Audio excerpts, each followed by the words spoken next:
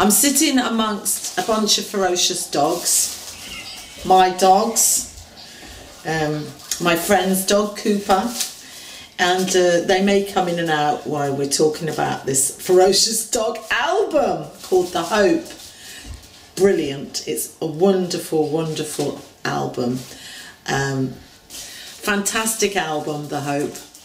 I've been listening to it in my car, and it's one of those albums, dare I say, that it may... That's another dog thing happening over there. May I say that this could actually be used sometimes on my travels, whereas I used to travel with audiobooks or Bob Marley. I put it along with my Bob Marley music because it moves, and therefore when you're driving and you're on the road musician, to be moving is fantastic. And I feel like opening the windows very much and shouting the songs out because they're great songs. Right, the first song, well, it's not really a song, I don't think. It's a piece of music, Port Isaac, and it reminds me of the beginning of some very mystical movie. And of course there's a Celtic feel going on there because that's a lot of what Ferocious Dog do. Not just that that's what they do much more than that, but it's definitely got this breadth of soundscape, and I'd see it at the beginning of a film. So this is the beginning of the Hope album, as if it were a film. So Port Isaac goes then straight in to Haul Away Joe, and that one is then kind of jigged up quite a lot, which I really like, and I love the instrumentation, and that's when the whole album starts to move. And I guess it's an old sea shanty, because I think that's what Ferocious Dog used. A lot of their source material would be old folk songs, Irish songs, tinged with, or not tinged, maybe more than tinged, with an overtone of the mosh pit. So then we move away from the sea shanty, Haul Away, and go into Pendrick Rising, which again is another thing that I'm learning about Ferocious Dog, that they are very, very socially aware. So the songs that they choose or the songs they write have a total social awareness, and obviously socialist awareness, which I love, coming from that side of the fence. And I think Pendrick Rising is an old song, I might be wrong, that they've put into Ferocious Dog fashion. It's just got lovely, lovely, crazy, manic things going on. But the story is told, the narrative continues. Ken's voice tells the story brilliantly. Then I'm moving on, but I've got to try and remember what's next. So, what I wanted to say was the very interesting thing about how they're using different time signatures, like and then 1, 2, 3, 4. Okay, that's exciting to me, and it's probably exciting to you if you're a hellhound.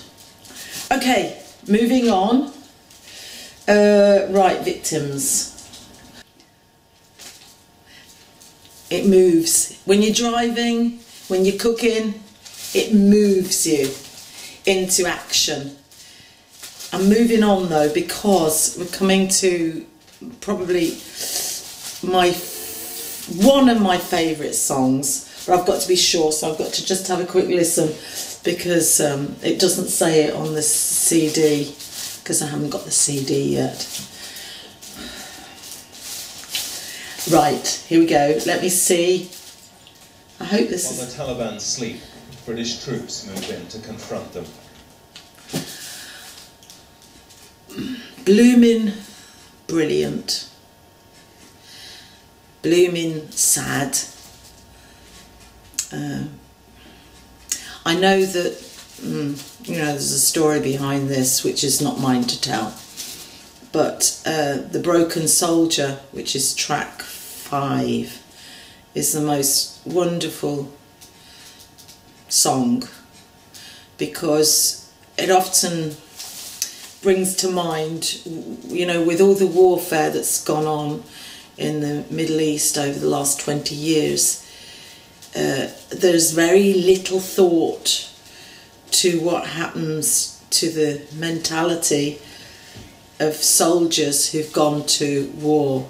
Whether you believe in war or you don't believe in war, it has to be thought about, because post-traumatic stress is an awful, awful thing, and it ruins families, ruins lives. So let's say the person in this film, I was going to say, in this song, is gone to war, and he's come back and he's lost his family, and he's become a shell of himself.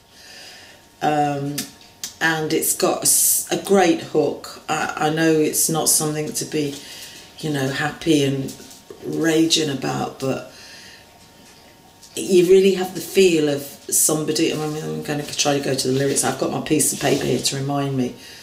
Far cry from the blue skies. Yes, that's it. Dusty roads, fear of the drones. It's a far cry from the blue skies. Meaning, I guess, that the guy, the soldier, the broken soldier, has come back and he doesn't fit anymore. And he's so used now to, I guess, living on fear. It's an amazing piece of writing. Right, I'll move on now. Favourite for me of the whole album is The Hope. It's just lovely, and Ken's voice sounds absolutely great, cracked, and creme de la creme at the same time. Cracked and creme de la creme. And the vocal is just great stuff, and the song is, it's in a time code that's like, I don't know, it makes you feel very, very, actually it can make me cry. Yeah, anyway, that's The Hope. The Hope is, for me, the song of the album, so that's lucky that the album's called The Hope.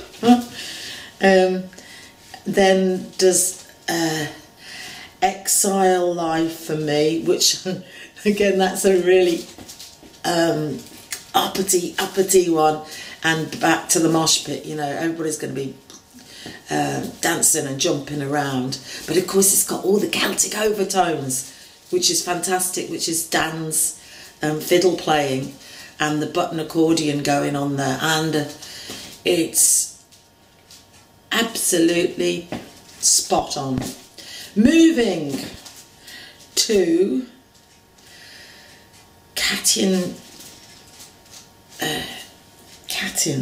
Okay, I checked this out because I wasn't sure what Katin was about, and then I read on my phone that it was a genocide that happened in Poland by the Russian, I guess Stalin's crazy dudes, killed, I can't remember, 20,000 Polish people, intelligentsia, soldiers, murdered them, and the words, the rhythms, because Katin has a kind of, it sounds almost, when I was listening to it and I didn't know what Katin was about, apart from I figured it was a genocide that had happened, but it has a kind of an Eastern feel to the music, and I'm sure that's absolutely on purpose. Yeah, so that's another great one. Now we're coming to number 9, which is again a most beautiful vocal. 1914 it's called. And what I like about 1914, it's very full of pathos, and how again the war separates people, you know, that originally were in love but lose each other because of what the people go through. And the way that it's interpreted musically again is smashing. It's smashing because it's a very slow and lilting tune, almost like a folk tune. The vocal is superb. It's just a lovely, lovely vocal. And eventually it finishes the song and then goes into this amazing up-tempo instrumental with great fiddle going on.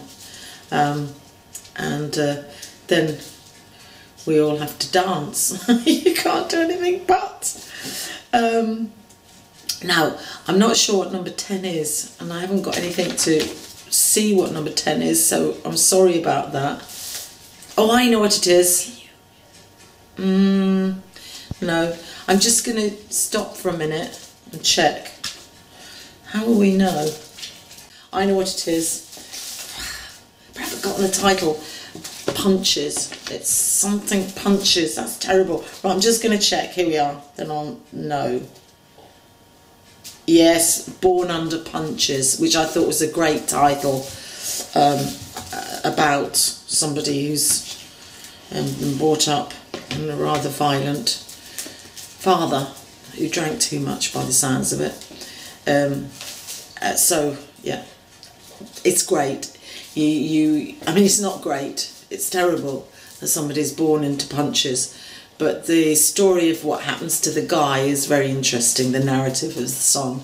And also, like I've written on my notes, we all started dancing in the kitchen.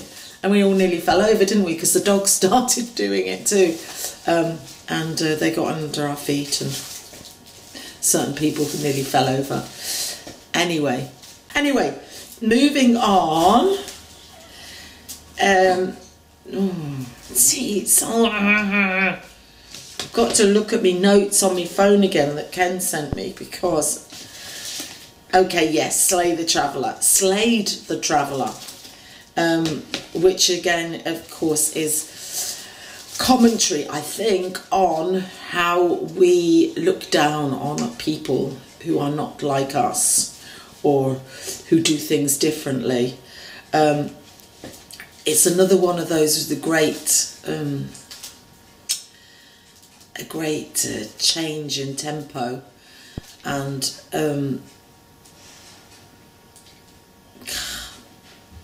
I'm moving on because I'm getting mixed up.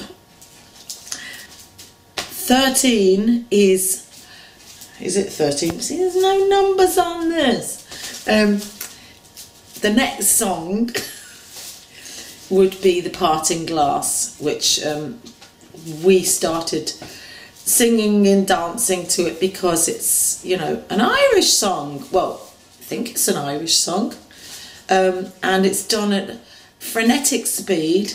It's really cool. And again, it's another one of those get in the mosh pit and have a dance.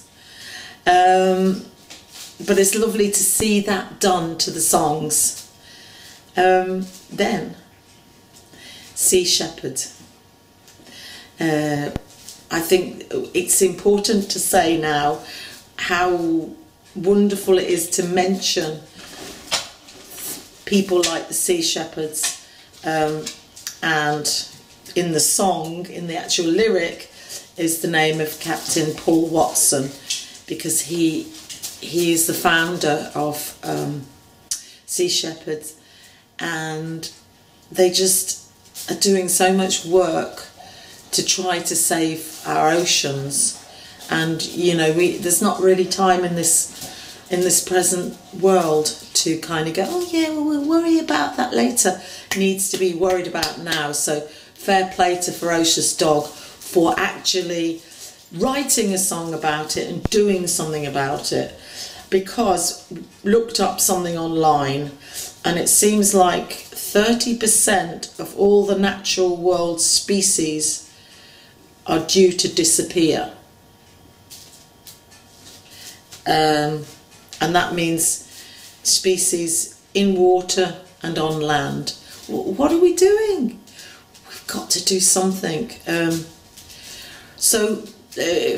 Right, Sea Shepherd, great. Time changes again, as in using the time. That's what Ferocious Dog seemed to have done a lot on this album, going from like a slow thing, and then love all that. Then there's the hey, and then we come to the last song on the album, which of course I sang with Ken.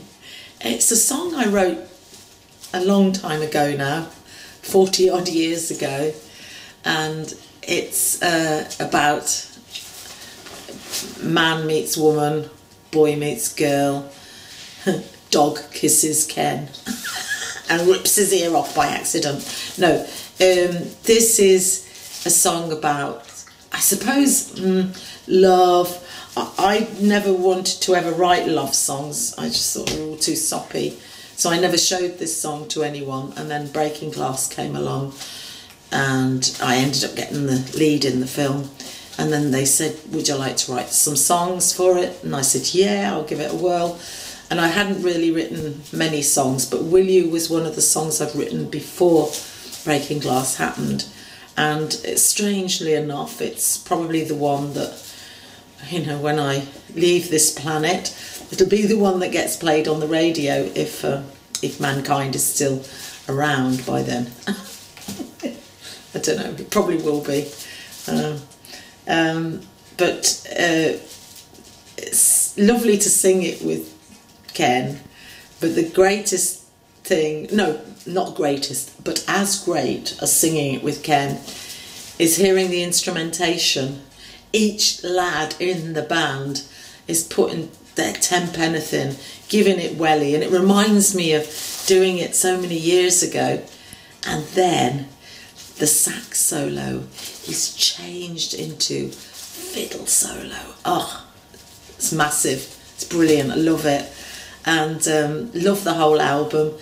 And like I say, when I'm travelling now to my own tour gigs, as I turn up to the theatres, this album will be blaring out of the windows of my car.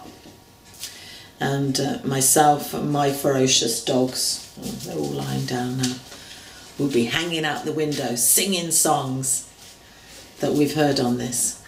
But for me, it's definitely The Hope is number one for me. The Hope. 1914, Sea Shepherd, Parting Glass, Will You, I've got to say Will You, and then Port Isaac going into Haul Away Joe. Massive. And all the rest of them as well. Oh, sorry, Broken Soldier. That's another of my hit list. But it's a wonderful soundscape, the whole album. And well done starting it like that, because it is like a film. And I feel quite flattered that you finished the movie with a song I'd written and us doing that, you know, duet together. It's brilliant. I mean, not that brilliant. It's brilliant. The album is brilliant. Okay, that's it. Over and out.